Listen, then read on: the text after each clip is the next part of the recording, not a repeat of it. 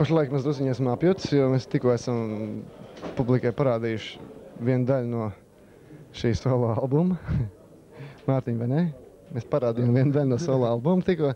Mārtiņš arī bija tā skaitā, jā. Pūce. Mārtiņš Pūce.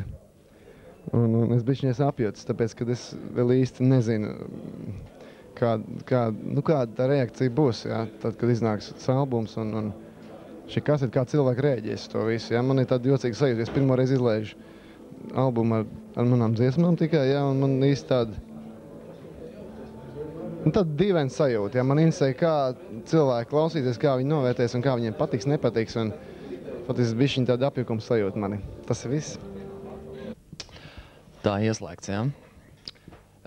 Esiet sveicināti, mīļie LNT skatītāji, šeit grupa Melnā princese. Patiesībā sakot tādi jaunumi, kad grupa Melnā princese šodien, kāds ir datums? 16. Šodien mēs rakstam mūsu jaunāko singlu, starp citu. Šis singls taps ar mūsu jauno vokālistu Ivo Fominu, kas ir gluži jaunienākums, mūsējā kolektīvā. Šis singls būs dzirdams, manuprāt, jūsuprāt, visās radiostacijās. Cerēsim. Nepārprotam, šis singls ir pirmais solis mūsu jaunajam tātad otrajam albumam.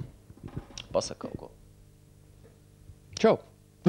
Tas ir Elvis, tas ir Krišs, es esmu Feliks, bet Ivo, diemžēl, ar sievi ir aizgājis uz staciju.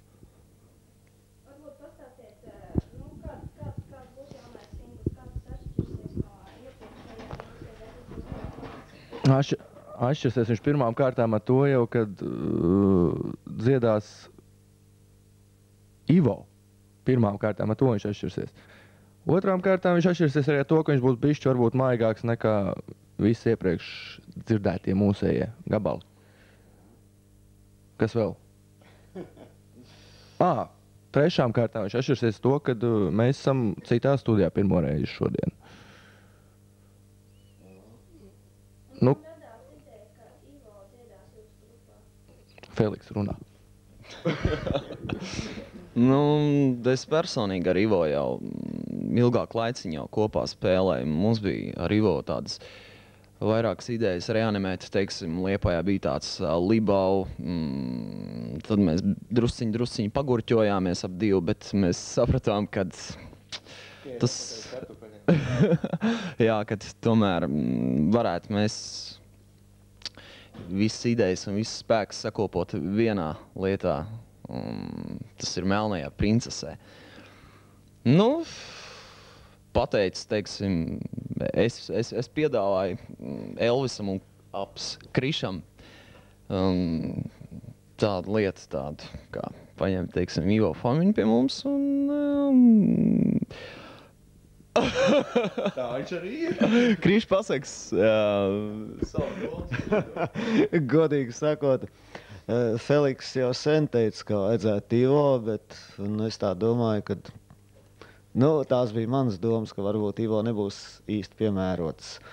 Bet tad es dzirdēju Ivo šādus tādus projektus, un Ivo dzied citā balsī, Ivo ir cits cilvēks pavisam, un vispār visas lietas notiek. Bez tam singls iznāk martā, pulkstenis jau rāda. Vai ne? Es nezinu, tas ir viss, varbūt Elvis teiks vārdu.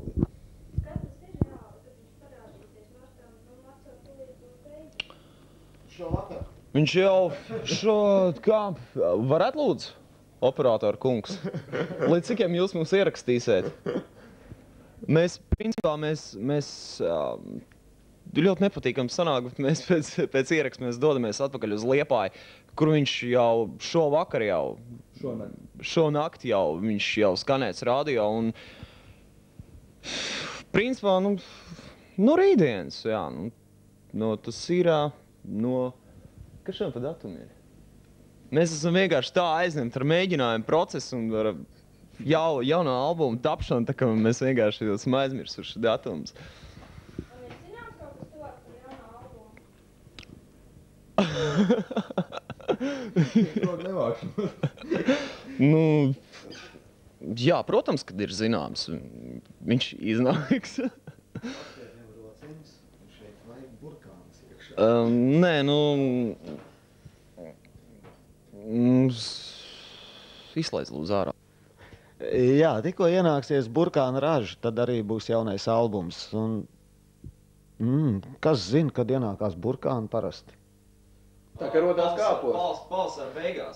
Kopā ar kāpostiem. Tad arī būs albums. Pilnīgi precīzi. Labdien, mani sauc Fredis, šoreiz pārstāvu grupu Labvēlīgais tips. Atkal klāt ir pavasars un atkal mums ir jauns albums. Šoreiz tas saucās tā diezgan necili, tālūk man iet. Un mums vienmēr ir izdevušās dziesmas par transporta līdzekļiem, kā omnibus vai, teiksim, par cūkām, kā alumīnija cūka. Un šoreiz arī mēs attaisnosim šīs te lirikas cienītājs. Es domāju, sevišķi varētu rekomendēt divas dziesmas. Tas ir 10. tramvajs un Princesi un cūku ģīmis. Nu, protams, ir arī citādas lirikas piekritējiem, teiksim, šausmas stāsts skolniekiem iemūrētais no 5. B. Nu, un vēl, protams, daudz kas cits. 12 dažādas noskaņas albumā tālūk man iet.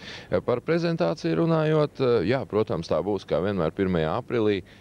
Nu, un vajadzētu tai notikt 10. tramvaja maršrutā. Tā kā sakojiet, kā saka, reklāmai un sludinājumiem. Bet par muzikālo žanru es varētu pateikt, nu, tas muzikas speciālistiem un vērotājiem. Ja pirmo albumu mēs dēvējām par multifundamentālo roku, pēc tam pārgājām uz mašīnu baļu pops un tad mūs pieskaitīja pie šlāgeristiem, tad ziniet, tagad es nezinu, kas tas ir. Un varbūt tiekš tā jau arī ir mūsu mūzikas šarms. Ja mēs paši nezinām, ko mēs darām, ja? Klausieties, 1. aprīlī. Čau, te fakti. Čižiks. Mums LNT meitenes uzdeva jautājumu par to, vai tā ir taisnība par žilešu incidentiem Liepājā. Jā, ir 2 gadījumi, kad viena meitene netika pielaista pie moderno deju tur skates vai mačiem, es nezinu. Dēļ tā, ka viņai rokā bija iegriezts fakta ar žileti. Un otrs gadījums, tur jau bišķiņ tā auglīgāk. Tur ir ne tikai viena meitene iegriez uz tā pianisti. Tur diezgan tāds kontingents. Meitene ir ne tikai rokā iegriez uz faktu ar žileti, bet vēl vēderā iegriez uz ozols. Tas viss ir normāli, bet vienīgais mums varbūt meitenes, nu tā, mierīgāk, jo var būt tā, kad kāda Latvijas veselības ministrija var aizliegt, teiksim, tādu grupu kā faktu, tur, lai neradītu tur starp jauniešiem tur, nezinu, tur mazasinību tur vai kaut ko tādu. Dejojiet, spēlējiet, nu grieziet, varbūt arī. Nu, es nezinu, mēs uz to skatāmies tā kā uz faktu. Mēs, es nezinu, nu, tur kaut ko propagandēt, tur pat par tādu lietu nedarīšanu, droši vien tas būtu diezgan lai dara. Mēs jau ar teiksim, esam tādi, kas tur nodarbojās ar tādām lietām kā skateboards, ja, tur snowboards, kur lauž sprandas, rokas, tur zobus. Man liekas, Jāņķels jau ir kāds 4 reizes zobus mainījis. tad arī nevar aizliegt to darīt meitenēm, nu, ja tas tāds izprieces veids, nu, ok. Un tad pāris vārdus par albumu, kas mums šobrīd notiek šajā plānā. Albumu rakstam, aktīvi rakstam. Nu, man liekas, ka tas, ka viņš bija, nu, tik ilgi nenācis ārā, tas ir pat labāk, jo tad tas,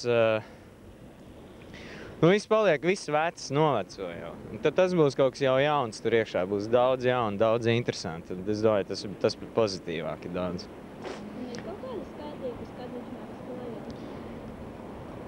Šoreiz es domāju, ka es ar pilnu atbildību varētu teikt, ka tas, nu, pats maksimums ir 1,5 mēnesis.